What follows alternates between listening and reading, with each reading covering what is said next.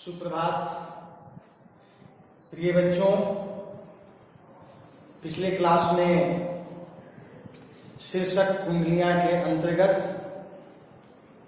कुंडली संख्या 3 तक का कार्य हम लोगों ने किया था। कुंडली संख्या 4 में कवि के द्वारा जिन आदर्श मर्यादाओं को मर्यादित किया गया है उसके संदर्भ की चर्चा हम लोग यहाँ करेंगे। सबसे पहले कुंडली का हम वाचन करेंगे, इसके बाद उसके गुणात्मक अर्थ भाव से हम अवगत होंगे। साईं सब संसार में मतलब का व्यवहार, जब लग पैसा गांठ में तब लगता को यार, तब लगता को यार, यार संग ही संग डोले, पैसा रहे न पास, यार मुख से नहीं बोले। कह गिरधर कबीराए, जगत यही लेखा भाई, करत बिगड़ जी प्रीति, यार बिरला कोई साईं। स्वाभाविक रूप से इस कुंडली में हमारी जो स्वार्थ है, परता है, लोभ की जो प्रकृति है, इसको स्पष्ट रूप से दर्शाने का प्रयास कवि के द्वारा किया गया है। इस कुंडली में सबसे पहले हम इन शब्दार्थों के देखने के पश्चात अर्थ को जानेंगे। साईं सब संसार में, संसार का मतलब जगत, दुनिया, विश्व, जितने भी संसार में लोग हैं, अपना आचरण, अपना व्यवहार, अपनी प्रकृति सिर्फ और सिर्फ मतलब के लिए, स्वार्थ के लिए, लोभ और लालच के लिए ही करते हैं। यदि आपके जेब में धन, दौलत, पैसा, ऐश्वर्य की कोई कमी नहीं है, लौकिक सारे सुख जब आपको प्राप्त है, तब आपके पास मित्रों की कोई कमी नहीं होगी। लेकिन ये तब तक ही आपके साथ होंगे जब तक आपके पास लौकिक सुख, धन, दौलत, ऐश्वर्य एवं अन्य प्रकार के सांसारिक तत्व होंगे।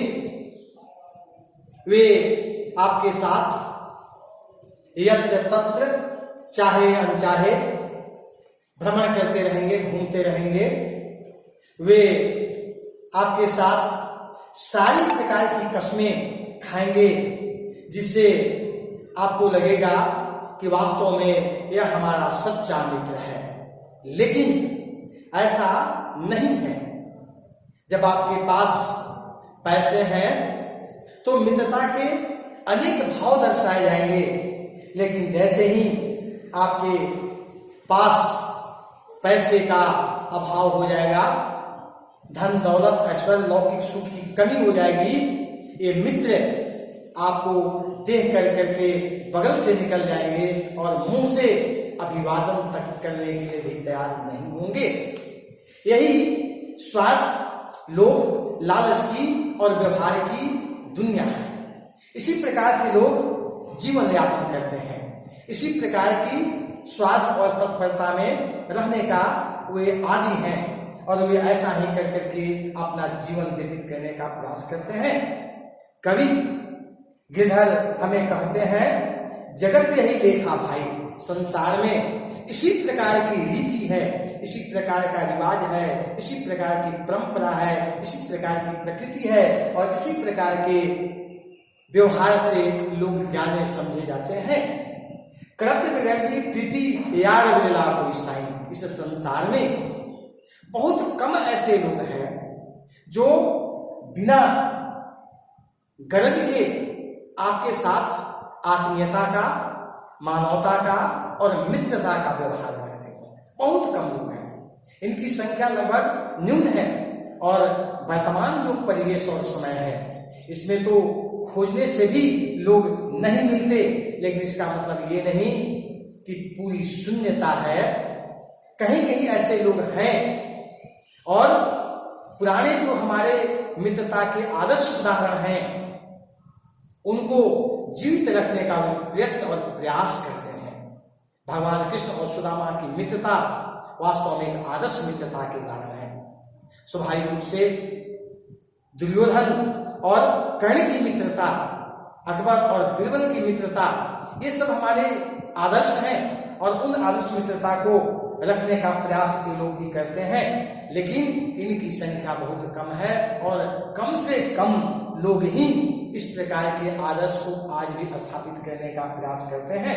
कवि स्पष्ट रूप से बताते हैं कि इस संसार में बिरला कोई ही ऐसा व्यक्ति है जो इस प्रकार के कार्य के लिए मित्रवत आगे आने का प्रयास करता है, अन्यथा उनका काम है स्वार्थ की सिद्धि और इसके बाद मित्रता को तोड़ना और अपने आप को समर्पित भाव से अलग कर लेना। यही इस कुंडली का विशेष अर्थ है।